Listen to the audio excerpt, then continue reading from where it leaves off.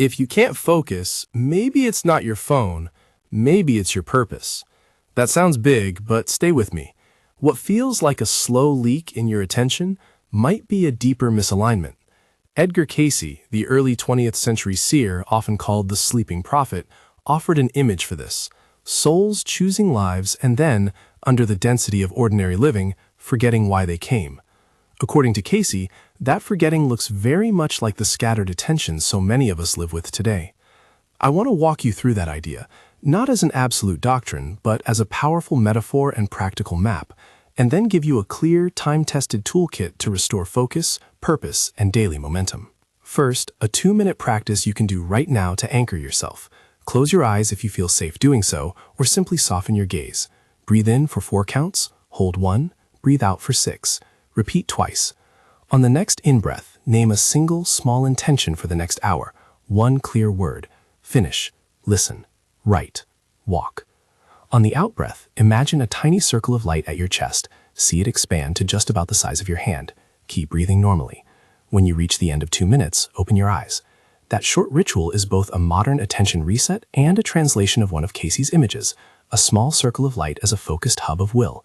If this is speaking to you, there's a 1-page remembrance checklist you can download to practice this and other quick resets. Take it as a companion to everything that follows. Cayce's model in a few sentences. He taught that souls choose their lives before birth, with intentions and lessons they hope to learn. But life on Earth is dense. The soul's larger purpose often gets dimmed by habit, attachment, emotion, and sensory overload. Cayce used several images to describe that dimming: gray fields where attention grazes without depth, a borderland where a person feels half-present and stalled, cords of attachment that bind energy to old regrets or relationships, and a hall of records, a non-judgmental review space where one can remember, learn, and reorient. He also spoke of vibration as a metaphor, not a literal electrical frequency, but the overall tone of mood, habit, and readiness that opens or closes the doorway to purpose. Presented as Cayce's insight rather than empirical fact, these images offer a language for understanding our attention struggles and a set of practices to recover clarity. Now, translate that language into everyday causes of poor focus. There are 5 patterns I'll use to organize this: loss of intrinsic purpose, sensory overload and material attachment, unresolved emotional cords, misaligned vibration, habitual reactivity, and avoidance through fear or pride. For each one, I'll give a short vignette so you can see it clearly, the modern sign to watch for, and a concrete, immediate practice to begin shifting it. The first pattern is a meaning deficit, what Cayce would call forgetfulness of purpose. Imagine Mara, an architect who used to sketch buildings at night for the joy of the line and the light.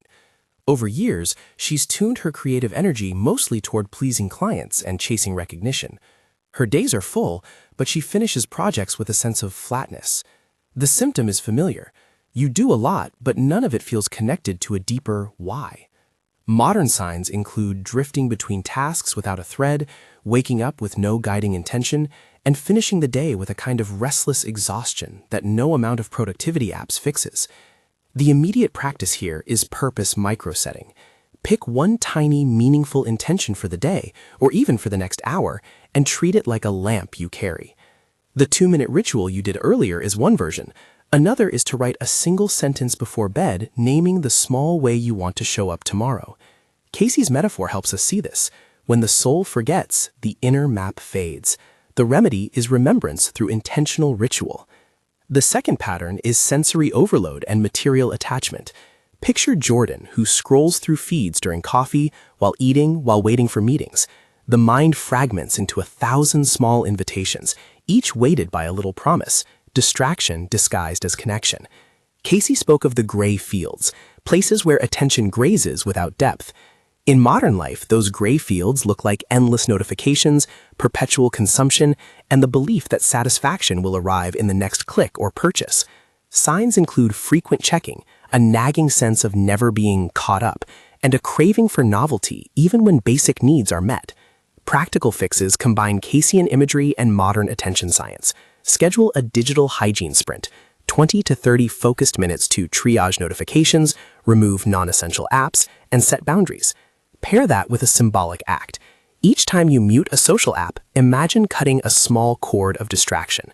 Small rituals like putting your phone in another room during focused work or creating a single focus zone in your home are both secular design moves and symbolic choices that change how your attention is cultivated.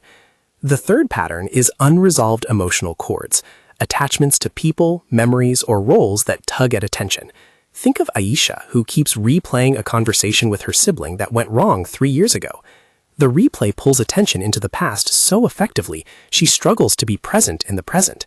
Cayce used the image of cords, invisible threads that tether a person to past hurts or unresolved relationships. The modern signs are intrusive memories, frequent mental returns to the same person or event, and a compulsion to fix things through mental rumination rather than direct healthy contact. The work here is forgiveness and boundary. Start with a micro-ritual. In a quiet moment, name the person and say to yourself, I release this thread from my attention. You can use breath to anchor it. Inhale acknowledgement, exhale release. If direct repair is possible and appropriate, take an action, an honest but compassionate message, or a plan to set or reinforce a boundary. If professional support is needed, therapy, mediation, or pastoral care, remember that Cayce's spiritual remedies are complements, not substitutes for those resources. The fourth pattern is a misaligned vibration, living reactively rather than intentionally. This isn't a condemnation, it's a diagnosis. When your default is reaction, your attention follows emotional triggers instead of your chosen priorities. Picture Mateo, who equates productivity with busyness. Every notification becomes a call to startle. His attention never rests long enough to do deep work. Cayce's vibration is a metaphor for mood, habitual energy, and readiness to remember. Lower vibrational patterns often mean flatter moods, scattered habits, and a pull toward easy stimulation. Changing vibration is practical. Set small rituals that consistently lift your baseline tone. Morning movement, sunlight exposure, 2-minute breath practices, and a short gratitude listing each evening are reliable ways to adjust mood and make deep attention more available. Think of it as tuning an instrument. A few consistent adjustments change the entire sound. The fifth pattern is avoidance through fear or pride. Sometimes distraction is a defensive maneuver, a way not to look at what matters because it would require change, vulnerability, or a possible loss of identity. Elena is an editor who stays busy correcting everyone else's work because finishing her own book might reveal vulnerabilities she'd rather not feel. The sign here is chronic busyness around everything but the one thing your heart knows matters. The antidote is compassionate confrontation, small accountability paired with service-oriented action. Cayce emphasized service as a road back to alignment. When attention is turned outward in meaningful help, the self-focused noise often quiets. Start with one small service act this week that reorients you away from anxious self-preservation and toward practical benefit for another person. I'm not suggesting these 5 patterns are mutually exclusive. Most people experience a blend. The larger point from Cayce is not to shame what's going wrong, but to reframe it. You're not broken, you're misaligned. That view creates the emotional space to try new practices, to forgive yourself for wandering, and to lean into a slow correction rather than an emergency fix. So what does remembrance actually look like as a pathway? Cayce framed a process that moves from awareness to self-forgiveness, then to decluttering and vibration change, then to small daily rituals and service. Let's translate that into a sequence that's concrete and sustainable. Step 1. Cultivate awareness. Begin with a minute-by-minute noticing that's the foundation of change. Use the 2-minute breath and intention often, before a meeting, before a meal, before you open your laptop. Keep a single-line entry in a daily notebook, not a long journal, just one sentence about where your attention was pulled that day and what you chose instead.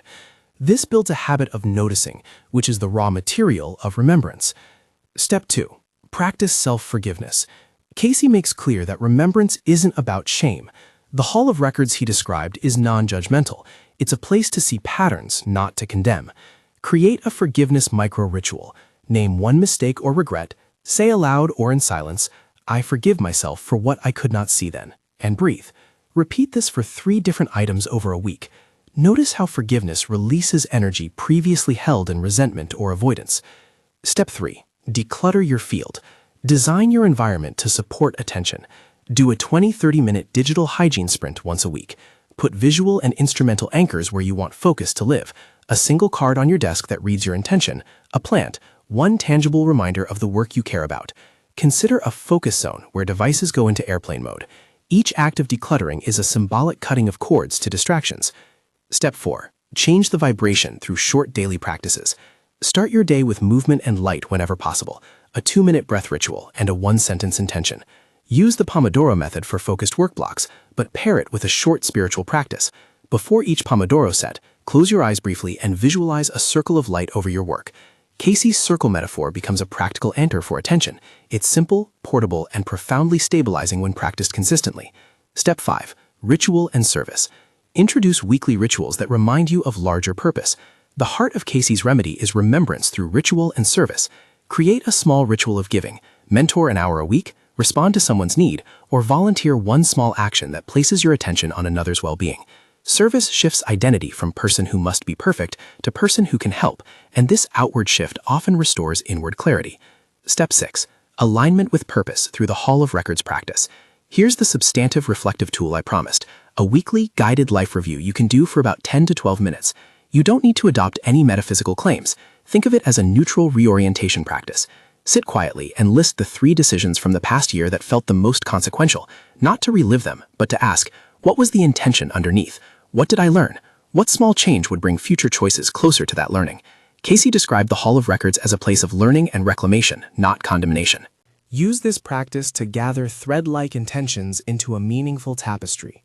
Over weeks, your decisions will begin to realign with what matters most. Weaving these steps into daily life requires tools that are both practical and symbolic. Here is a practical toolkit with paired Caycean metaphors and simple instructions you can start using today. 1. 2-minute breath and intention. Circle of light anchor. How to: breathe for 2 minutes, name one small intention for the next hour, visualize a small circle of light at your chest. Use before any task that requires concentration. Why it works: it lowers reactivity and creates a physical anchor for attention. 2. 1-sentence nightly journaling. Hall of Records micro entry. How to: each night write 1 sentence about the day's primary lesson or a choice you'd like to make differently. Keep it to 1 line. Why it works: it trains memory into learning rather than rumination, mirroring Cayce's idea of the Hall of Records as non-judgmental review. 3. Digital hygiene sprint. Gray fields declutter. How to: block 25 to 30 minutes to sort notifications, uninstall or mute non-essential apps, and set do not disturb rules on workdays. Do this weekly. Why it works: reduces sensory grazing and protects deep attention. 4. Forgiveness micro-ritual. Chords of release. How to: identify one person or regret that returns often. In 3 minutes, name it, breathe in acceptance, exhale release, and say, I release this thread from my attention. Repeat for 3 items across a week. Why it works: releases the emotional energy that distracts attention. 5. Pomodoro with circle visualization. Vibrational tuning. How to: before a 25-minute block, close your eyes for 5 breaths and picture a hand-sized light circle over your work. Work for 25 minutes, rest for 5. Why it works: pairs cognitive discipline with an intentional anchor, improving sustained focus. 6. Purpose card. Reminder anchor. How to: create a small card with 1 sentence describing why you do your work. Place it where you will see it 3 times a day. Why it works: serves as a constant nudge to align action with intention. 7. Weekly Hall of Records practice, 10 to 12 minutes. How to: sit quietly and review the week's decisions with curiosity. What choices led to energy? Which ones drained you? Where did you act from fear versus from purpose? End by naming a single adjustment for next week. Why it works: builds pattern recognition and purposeful correction. 8. Service micro-action. Realignment through giving. How to: commit to 1 small act of help weekly. A mentoring email, cooking for a neighbor, or participating in a community task. Why it works: shifts attention outward, often restoring inner clarity and purpose. 9. Environmental focus zone. Design of attention. How to: create a dedicated space for focused work with minimal visual clutter, a plant or an object of meaning, and a place to put your phone away. Why it works: environmental cues signal the brain that this is a different mode. 10. Gratitude and sunlight ritual. Mood tuning. How to: begin your day with 60 seconds of sunlight exposure if possible, and a brief listing of 3 small things you're grateful for. Why it works: mood changes can raise your baseline vibration, making attention easier to access. 11. Accountability friend or small group. Shared remembrance. How to: find someone to share 1 weekly intention and a short check-in. Why it works: social structures support persistence and compassion. 12. Cut the cord symbolic act. Ritualized release. How to: write an old regret or attachment on a small scrap, then responsibly destroy it. Burn carefully or tear and recycle while stating an intention to move forward. Why it works: symbolically externalizes release and helps the mind shift from rumination to action. Pair each of these practices with short, measurable goals. For example, do the 2-minute breath and intention daily for 7 days. Do 1 digital hygiene sprint this weekend. Do the Hall of Records review once a week for 4 weeks. The power is cumulative. Cayce emphasized slow, repeated opportunity. Change rarely comes in a single dramatic moment. It arrives through small, repeated acts that retune habit and character. As you try these practices, keep a couple of cautions in mind. If your inability to focus seems chronic and tied to sustained low mood, anxiety, or marked impairment in daily life, consider professional support. Cayce's spiritual remedies were never meant to replace clinical care. If you suspect ADHD, depression, or another condition affecting attention, please consult a licensed clinician. Use these practices as complements to, not replacements for, medical or psychological guidance. Here are 3 short vignettes to make the above practical sequence feel lived in. Mara, the architect, began with the 2-minute ritual and a purpose card that read, "Design that invites rest." After 2 weeks of nightly one-line entries and a weekend digital sprint, she found herself choosing fewer social scaffolding tasks and leaving an evening each week to sketch without expectation. Her attention improved not because she forced herself to focus harder, but because her days had a clearer why. Jordan, the perpetual scroller, set a rule: no social apps before lunch and a focus zone in his apartment where the phone lived in airplane mode. He paired this with the forgiveness micro-ritual for an unresolved breakup that had been pulling his attention back into the past. With these shifts, he discovered that short bursts of deep work felt less exhausting and more rewarding. Aisha, caught in replayed conversations, used the Hall of Records exercise weekly. She didn't aim for dramatic revelation, she simply cataloged recurring patterns. Over 3 months, she noticed that most mental returns were anchored in 2 small fears: the fear of being dismissed and the fear of losing care. Naming those fears changed her choices. She began tending her actual relationships directly, rather than nursing pain in private. Remember, Cayce's model is compassionate. Forgetting is part of the human condition in a dense, noisy world. His images, gray fields, chords, and the Hall of Records are metaphors for conditions we can act upon. The work of remembrance is gradual and restorative. Treat yourself with the same kindness you'd offer a friend who feels lost. No one's attention has to be perfect. It needs steady tending. If you're wondering how to start the week, here's a simple plan you can adopt for 7 days. Use the 2-minute breath and intention every morning. Do a 5-minute digital sprint on Monday evening to set boundaries for the week. Pick 1 Pomodoro block daily for deep work. Write 1 sentence nightly in your Hall of Records notebook, and do 1 act of service before Sunday.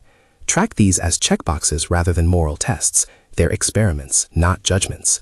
Over weeks, make the practices an identity shift. Cayce taught that service and steady alignment become a pattern of soul life.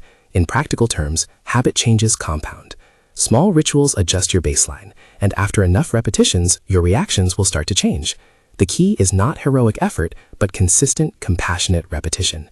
Before we close, a gentle reminder about the limits of spiritual metaphors. Cayce's ideas about pre-birth choice and soul memory are offered here as an interpretive framework, a way to understand distraction that's hopeful rather than shaming. If you find those images helpful, use them. If they don't fit your beliefs, treat them as poetic models. The soul forgetfulness metaphor translates well into psychology and habit change without requiring metaphysical commitments. Finally, an invitation. Choose 1 tiny action from this script and do it now. If you haven't tried the 2-minute breath and intention, do it. If you can, schedule a 25 to 30-minute digital hygiene sprint this weekend.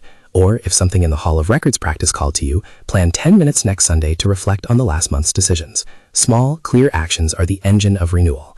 To close with the tone I've kept throughout, lack of focus is not a moral failing. It's a signal, sometimes of habit, sometimes of attachment, sometimes of a hidden purpose that's gone dim.